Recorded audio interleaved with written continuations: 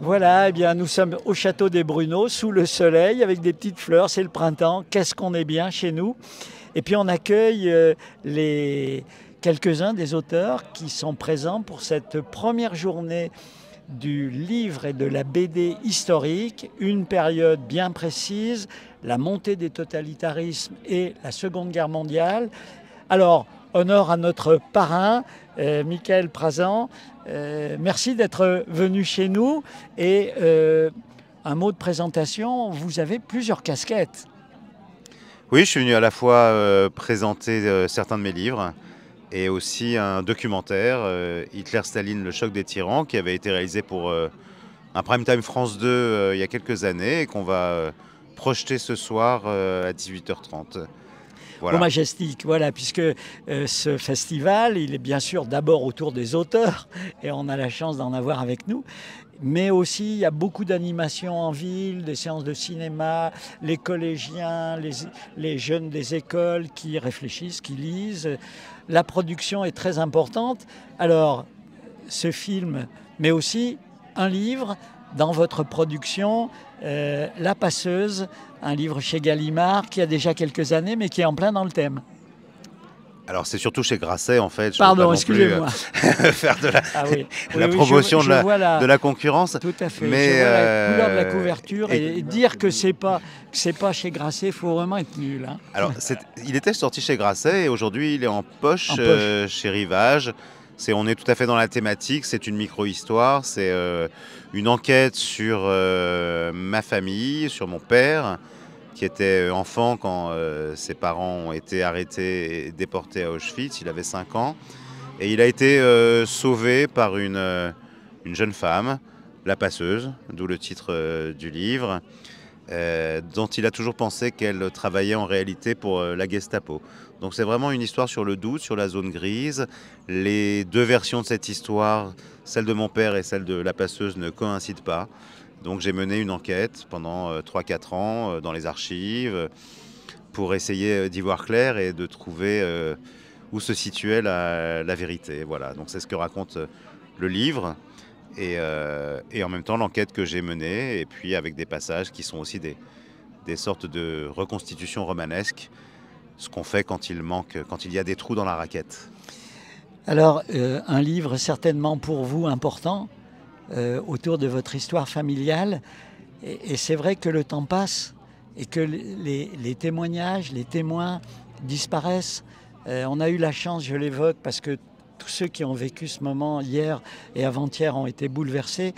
Lily Keller, elle avait 11 ans quand elle a été raflée en 1943. Elle est revenue et elle témoigne devant les collégiens, les lycéens, tout le monde. Et on écoute, parce qu'on sait que ce sont les derniers témoins qui nous font passer ces moments si importants. Et l'écriture, eh bien, c'est la même chose pour vous, ce roman.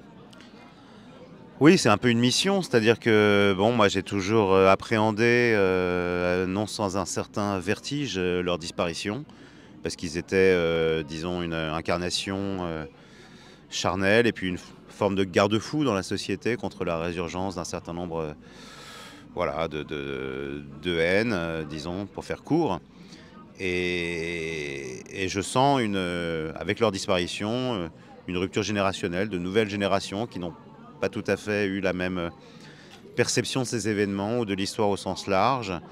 Et je pense que, en tout cas pour moi, mais je pense pour beaucoup de ceux qui sont là, c'est un peu pour ça qu'on écrit, c'est-à-dire à la fois faire savoir et puis rendre encore vivante un certain nombre de ces événements du passé, de l'histoire au sens large. Il n'y a pas que l'histoire de la Seconde Guerre mondiale.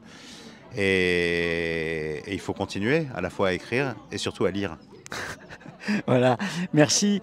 Alors, c'est les BDistes. On va peut-être. Alors aussi, oui, dites. Alors non, moi je ne suis pas illustrateur, mais effectivement, Non, comme je l'ai dit, j'ai adapté. Je suis en train. Voilà. J'ai écrit le scénario il y a longtemps maintenant, et la bande dessinée est en train d'être réalisée graphiquement. Graphiquement, voilà. Par un magnifique dessinateur chez Glénat. Ah oui. Et voilà, mais c'est en cours de production, on va dire, alors que là, on a des auteurs et des dessinateurs qui ont une œuvre déjà importante à présenter ici, en termes de BD. Alors, on commence peut-être par vous, ami Serge. Alors, lui, il est vraiment de Saint-Thé. Auréquois, ça va, vous n'êtes pas très loin. Ouais, un émigré, on en parlera avec vous tout à l'heure. Ce festival d'histoire, on en fait toute une histoire. C'est une belle aventure et vous êtes heureux d'y participer. Et puis on se disait, l'Hirondelle, quelle aventure! 10 ans déjà. C'est ça, j'avais pas réalisé que ça faisait 10 ans que ça existait, l'Hirondelle. Et du coup, bah ouais, c'est une super aventure. Puis c'est bien de marquer. Alors je sais pas, visiblement l'idée c'est de reconstituer l'année prochaine. Apparemment, voilà, ils préparent déjà la deuxième édition. Que ça devienne. On réfléchit. Que ça devienne quelque chose comme un rendez-vous ici. Ça me semble hyper important. Dans cette vallée surtout aussi. Alors, votre présence a un certain nombre d'ouvrages qui ont trait à cette période? Oui, alors plutôt un peu après. Ouais. Je suis moins dans le thème que mes voisins directement sur la Seconde Guerre mondiale, mais moi j'ai plutôt traité la guerre d'Algérie et à peine de manière très anecdotique dans l'introuvable la Seconde Guerre mondiale. Mais oui, de toute façon c'est intéressant de prendre comme sujet l'histoire d'une manière générale pour la bande dessinée, parce que c'est aussi un moyen de mettre des images sur des périodes, sur des moments où il n'y a pas toujours de l'image, où il n'y a pas toujours du récit, où il n'y a pas toujours de la compréhension. Et la bande dessinée permet ça, beaucoup. Alors on peut peut-être évoquer l'avant-dernier ouvrage qui lui est dans l'actualité, mais est en plein lié à la vie d'aujourd'hui et qui est assez bouleversant. Oui, c'est Amour, sexe et terre promise, et bah oui, je me retrouve pour la première fois où je fais un livre où l'histoire me rattrape, entre guillemets, c'est-à-dire rattrape le livre, le dépasse et donne d'autres perspectives. C'est super difficile parce que les gens qu'on a interviewés... Donc c'est 14 histoires vraies d'amour improbable en Palestine, Israël, Palestine, Gaza, voilà, et ça a été réalisé par... la scénariste qui a été journaliste, vous y êtes allé, vous avez rencontré un certain nombre de ces gens, et puis il est arrivé le 7 octobre. Oui, c'est ça qui est difficile aujourd'hui, c'est que tous ces gens ne sont pas des témoins disparus de l'histoire, ils existent encore aujourd'hui, ils sont vivants pour la totalité des 14 et ils vivent la situation au jour le jour. Et du coup, ce qu'ils ont raconté pour la bande dessinée prend une dimension tout à fait différente. Je ne suis pas certain qu'on ferait le même livre aujourd'hui, après le 7 octobre. On s'est beaucoup posé la question avec Salomé de cette question-là. D'abord, est-ce qu'ils accepteraient de témoigner aujourd'hui? Est-ce qu'ils raconteraient leur histoire de la même manière? Il y a quelques pages à la fin du livre où on les a interviewés. Les dernières pages sont impressionnantes puisque le livre était paru. Et après le 7 octobre, vous les avez contactés. Un certain nombre ont accepté de faire une sorte de post-scriptum incroyable. Oui, le post-scriptum balaye toutes les avancées du livre. Ouais. J'entends les avancées humaines, hein, pas les avancées ni politiques ni territoriales. Mais ouais, ça remet en cause beaucoup de choses et c'est en ça qu'on voit qu'un événement comme le 7 octobre restera sans doute quelque chose qui marque l'histoire de cette région-là et peut-être même au-delà. C'est très difficile de faire des prospectives en histoire, il ne faut surtout pas s'y frotter, mais on sent bien qu'à titre personnel, ces gens-là, leur histoire de avant 7 octobre, leur histoire d'après 7 octobre est tout à fait différente. Voilà. Donc la BD qui nous ouvre à l'histoire récente ou un petit peu plus ancienne. Alors on va parler maintenant avec vos collègues qui eux sont dans le sujet. Dans le sujet. Allez, qui commence? Alors le voisin. Je vais commencer parce que alors lui il est interminable. Interminable. Il y a un truc chez lui, c'est je vais être bref. À ce moment-là, tout le monde prend peur. Moi, je prends un oreiller, je me couche. Bon. Alors je suis un nouveau du coin. Voilà. Oui. Donc, je me suis installé il y a 4 ans dans la région et je suis très heureux d'être là. Je suis client de l'Hirondelle, donc je suis très heureux de les soutenir. Et je vais laisser Pierre Hollande parler de notre ouvrage en commun. Sinon, je suis là pour mon tout dernier album sur la fuite de Mussolini, ces derniers instants. Et voilà, BD très historique, bien sûr, très là documentée. Encore, la BD qui oui, s'attaque à l'histoire et qui a, au fond, sans employer de grands mots, une mission. Oui, bien sûr. Une mission. Une mission, bien sûr, de patrimoine, d'héritage, de transmission, mais aussi de réflexion. Nous avons eu la présidente de l'association qui a fait un discours sur le fait est-ce qu'on est condamné à revivre l'histoire. Je ne sais pas si on peut changer le cours de l'histoire, mais au moins on essaye. Voilà. Et ne rien faire, c'est encore pire. C'est encore pire. Voilà. Donc on essaye et on pourrait dire j'ai fait mon boulot. Voilà. Donc je parlais de Mussolini. Vous avez fait le job. J'ai fait le job sur Mussolini, sur le fascisme, sur les horreurs que ça peut concevoir. Et avec Pierre Rolland ici présent, on a fait un autre album. Je ne vais pas dire que j'ai des albums plus importants que d'autres, mais cet album nous a profondément changé, lui et moi. Et je vais le laisser parler parce que comme ça, il est un peu à toi. Voilà. Merci. Alors, dites-nous.